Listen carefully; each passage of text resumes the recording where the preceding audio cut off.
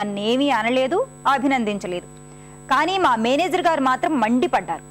పై అధికారుల ముందు ఆయన్ని తెలివి తక్కువ దద్దమ్మగా చూపేందుకు నేను ప్రయత్నించానని కోపడ్డారు. నిజంగానండి, నాకు ఎలాంటి దురుద్దేశాలు లేవు.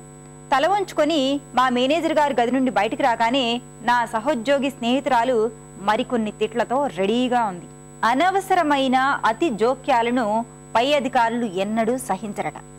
పైగా నేను పెద్ద గొంతుకుతో ఏ బహిరంగ సభలోనో ప్రసంగిస్తున్నట్లు గట్టి గట్టిగా మాట్లాడానట. నా మనసు చిన్నబోయిందండి.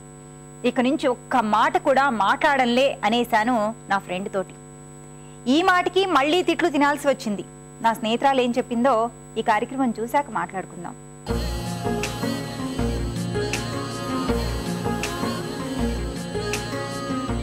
నమస్కారం, స్ఫూర్తి కార్యక్రమానికి స్వాగతం.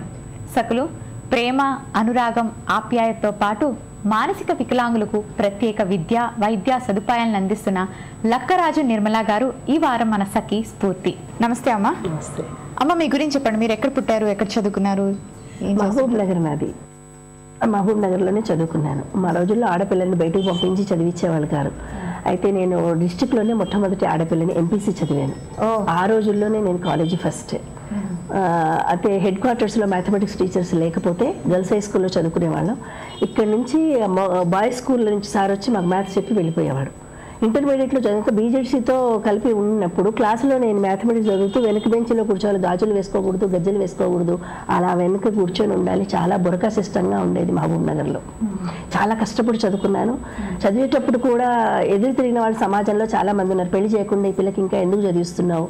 సొంతం మా అన్నయ్య అన్నాడు, ఎందుకోసం ఆమెకి ఎంపీసీ చదివించాలి?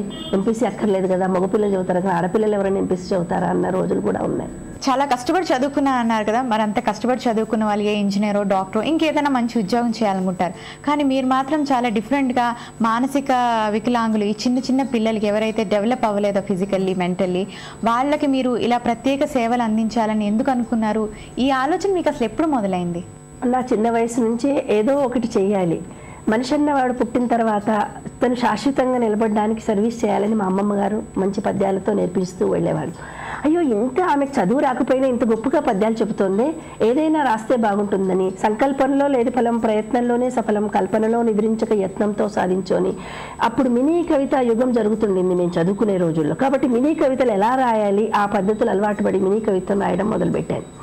ఆ కవిత్వం ద్వారా నేను జీవితంలో పైకి రావాలనుకున్నాను. ఎంఎస్సి ఉస్మానియా యూనివర్సిటీలో నాకు సీట్ వచ్చింది.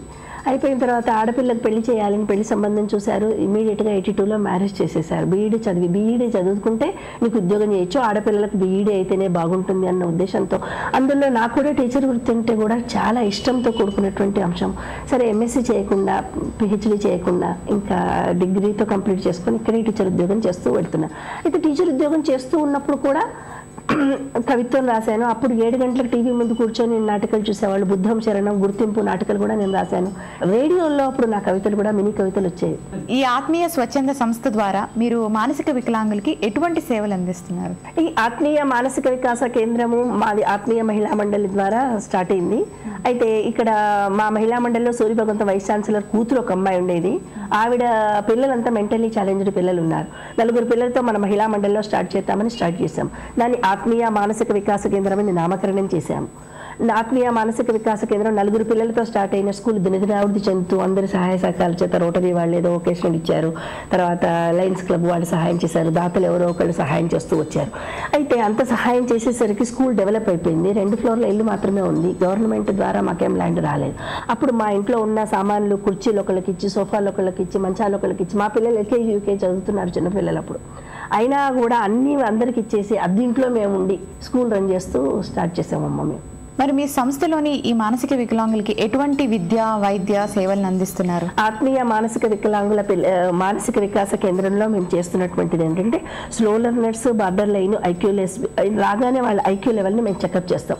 పిల్లాడు ఏ లెవెల్లో ఉన్నాడు, ప్రైమరీలో, ప్రీ ప్రైమరీ, సెకండరీ, ఒకేషన్, అసలు ప్రైమరీని ఆ చైల్డ్కి ఏముంది, ఆ మదర్ ఏం కోరుకుంటోంది.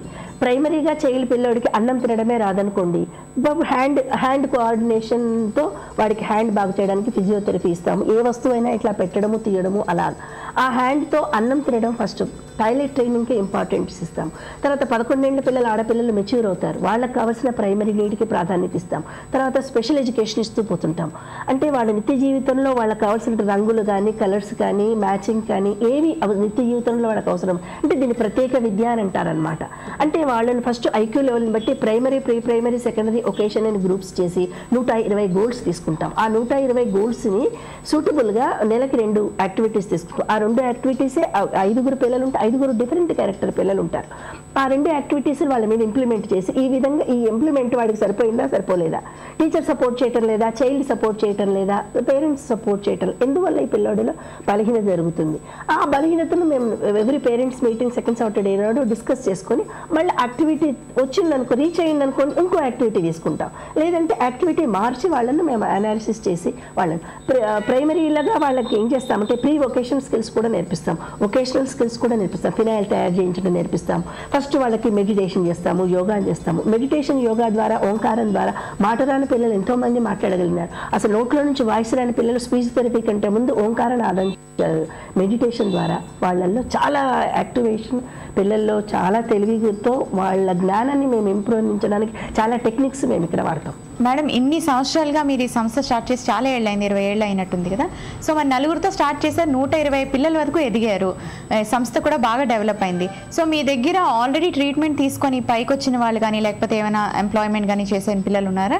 260 మంది పిల్లలు ఇండిపెండెంట్గా ఉద్యోగాలు చేసుకుంటున్నారమ్మా. ఇవాళ అసిస్టెంట్ టీచర్స్గా పనిచేస్తున్నారు, క్లీనర్స్గా పనిచేస్తున్నారు, పోస్ట్ ఆఫీస్ దాంట్లో చిన్న చిన్న ఉద్యోగాలు చేసే దాంట్లో పనిచేస్తున్నారు, బస్సు క్లీనర్స్గా కూడా పనిచేస్తున్నారు. అసిస్టెంట్గా పిల్లలు మా దగ్గరనే కొంచెం ట్రైనింగ్ ఇచ్చి ఉద్యోగాలు చేసేటట్టుగా, అంటే చదువుకోవడానికి ఉద్యోగానికి చాలా లాట్ ఆఫ్ డిఫరెన్స్ ఉంటుంది. బాధ్యతాయుతంగా ఉద్యోగం చేయాల్సి వస్తుంది. అప్పుడు వాళ్ళ మీద మేము చూసి అటెన్షన్ డిఫరెంట్గా ఉంటుంది. అయితే వీళ్ళ మీద నేను కొన్ని ప్రయోగాలు కూడా చేశాను. ఏమిటి, 4 గోడల మధ్యలే కాకుండా బయటికి తీసుకెళ్లి డ్యాన్స్ ప్రోగ్రాములు చేయించాను. ఆ డ్యాన్స్ ప్రోగ్రాములు ఎప్పుడైతే చేయించానో ఆ సంవత్సరం 12 మంది పిల్లలకు ఉద్యోగాలు వచ్చేసాయి. అంటే వాళ్ళల్లో న్యూనతాభావంపై మేము నలుగురిలో సమానంగా బతకగలము అనే కాన్ఫిడెన్స్ వాళ్ళల్లో ఏర్పడుతుంది. మరి మీరు సమాజానికి ఇంత గొప్ప సేవలు అందిస్తున్నందుకు మీకు ఏమైనా గుర్తింపు వచ్చిందా? ఏమైనా అవార్డ్స్ అందించారా? మీకు గుర్తింపు, రికగ్నేషన్ అన్ని సంస్థల నుంచి ఒక 20-25 దాకా అవార్డులు వచ్చాయి. కానీ పెద్ద అవార్డులకు మాత్రం మంచిగా రికమెండ్ చేసిన వాళ్ళు కూడా నాకు ఎవరు లేరు. ఇంకొకటి ఏంటంటే మేము నిజంగా డబ్బు ఉండి సర్వీస్ చేయడం వేరు, పూర్తిగా త్యాగం చేసే మేము చేసాం. నేను, నా భర్త, మా పిల్లలు, మేము ఒక రోజు తినడానికి కూడా తిండి లేకుండా కూడా పెట్టి మేము స్కూల్ రన్ చేసాము. నిజంగా మేము సర్వీస్ చేసినంత రికగ్నిషన్ నేను సమాజం నుంచి పొందలేదని నేను ఫీల్ అవుతాను. నిర్మలా గారు, మరి మీరు ఇంత చక్కటి సేవలు సమాజానికి అందిస్తున్నారు కదా, సో మీ మనసులో ఏముంది? మీరు సమాజానికి ఏమైనా చెప్పాలనుకుంటున్నారా? ఈ సేవలు అందించడమే కాకుండా మీ మాట ఏంటో చెప్పండి. ప్రతి మనిషి కూడాను సమాజానికి ఒక 10% సమాజానికి తన జీవిత కాలాన్ని వినియోగించాలి. మనం మన కోసం చేసే పని మనతోటే అంతమవుతుంది. మన కోసం చేసే పని మనతోటే అంతమవుతుంది. మనం 10 మంది కోసం చేసే పని శాశ్వతంగా నిలుస్తుంది. ప్రతి వాళ్ళు సమాజానికి అంతో ఇంతో సర్వీస్ చేయాలనే నేను కోరుకున్నటువంటి అంశం. నిర్మలా గారు, సమాజానికి మీరు ఎంతో సేవ చేస్తున్నారు. మానసిక వికలాంగులు చిన్న చూపు చూడకుండా వాళ్ళకి ఆశ్రయాన్ని ఇచ్చి విద్య, వైద్య చాలా సేవలు అందిస్తున్నారు. నమస్కారం.